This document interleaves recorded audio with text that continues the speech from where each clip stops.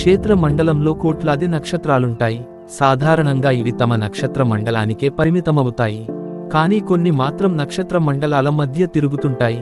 తమ నక్షత్ర మండలం గురుత్వాకర్షణకు కట్టుబడి ఉండవు. వీటిని సంచార నక్షత్రాలు అంటారు. అంతర్ నక్షత్ర మండల తారలు, ధూర్త తారలని అంటారు. వీటిని తొలిసారిగా 1997లో గుర్తించారు. నక్షత్ర మండలాల సముదాయాల్లో సుమారు 15 నుంచి 50% వరకు సంచార నక్షత్రాలు ఉండొచ్చని ఖగోళవేత్తల అంచనా. మన భూమి సమీపానికి వస్తే పాలపుంత, ఆండ్రోమెడా నక్షత్ర మండలం మధ్య కనీసం 675 సంచార నక్షత్రాలు బయటపడ్డాయి. ఇవి ఎలా పుట్టుకొస్తాయన్నది ఇప్పటికీ రహస్యమే.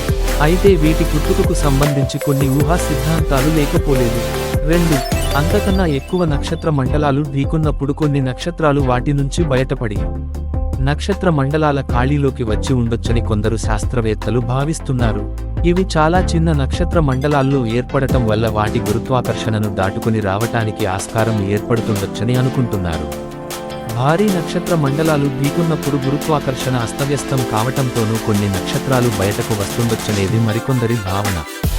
భారీ కృష్ణబిలంతో ఢీకొన్నప్పుడు ఇవి నక్షత్ర మండలం ఆవలికి రావచ్చనేది ఇంకో సిద్ధాంతం.